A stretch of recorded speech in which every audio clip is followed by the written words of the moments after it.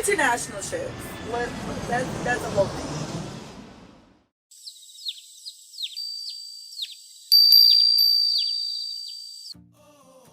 Now, I've done a couple of international trips to the Caribbean and two trips non-Caribbean. So one in Europe and then one in Japan. So I will tell you, make sure you have all your documentation. I'm talking about your COVID card. You just don't know if that country needs it. Always bring it. Bring your passport. Keep that with you all the time. Next thing I would do and make sure I have internationally is a charger. International charging port where it's able to charge in the EU, other Asian countries, in South America, in any country that's not America that doesn't use the normal either the 2 prongs or the 3 prongs. That's gonna definitely be a lifesaver because you don't want to be stuck. The next thing I would say is make sure you are prepared with currency. Now in Japan, I went ahead and used 7-Eleven. Highly recommend that. Really, really low fees to make sure that I was able to get my money. In Spain, there was an app that I used called Wise. So I was able to exchange money with a friend and she pulled out the money for me. So being aware of different apps too is another thing that I would suggest you familiarize yourself with. Also, if you're going to be driving in another country, preferably let's go with Spain because Japan is on the whole other side of the road, and I just would not advise someone who has never done that to do that. Yeah, don't do that. I would say head on over to AAA and make sure that you go ahead and you get your international driver's license. That is good for a whole year, and if you're pulled over, you just show them that as well as your regular driver's license, and you all good. Another thing that I would tell you guys to make sure that you invest in is insurance, travel insurance. At the time when I was going to Spain, I did not have any insurance.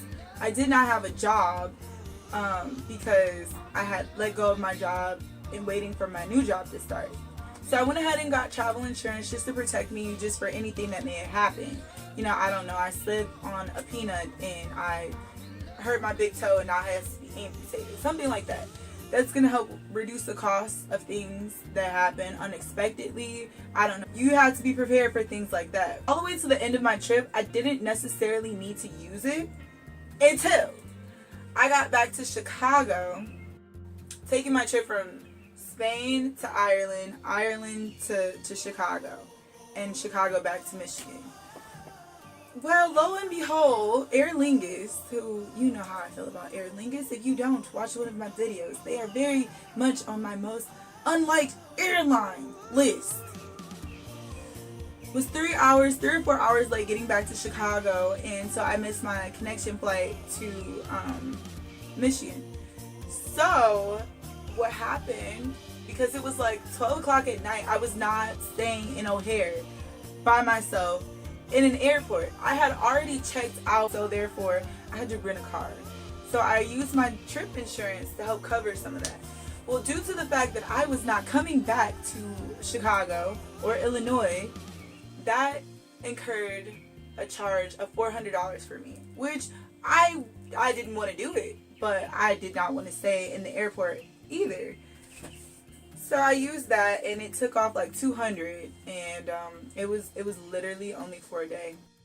You know, I was happy that I had it because I didn't have to eat the whole $400. So okay, so that insurance cost me $50, and I stayed in Europe for like a little bit over a week. And then when I went to Japan, I got trip insurance and I didn't have to use it, but you never know, anything could have happened because I almost missed one of my flights. The Japanese people are so nice, so very nice. The next thing, guys, I want to talk to you about is air lounges. Now, you don't need to do an air lounge internationally, but I would say flying business class, which already gives you air lounge access, that's very nice. That is very, very nice. So, usually fly economy all the time. But knowing that I was going to be on a 13-hour flight, I was very, very much nervous about that. When I got to Chicago from Grand Rapids and I'm checking in, because that was a whole different thing.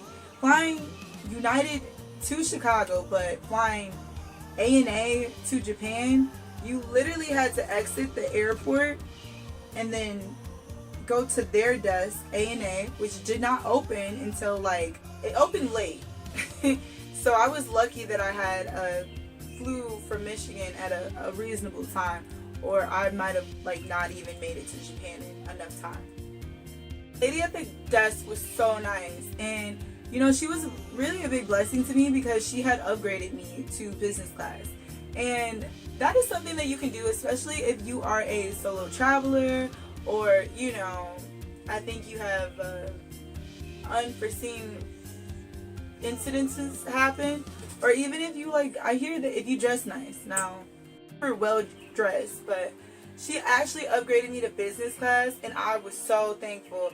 That lady, whoever you are in Chicago at ANA, God bless you, because yeah.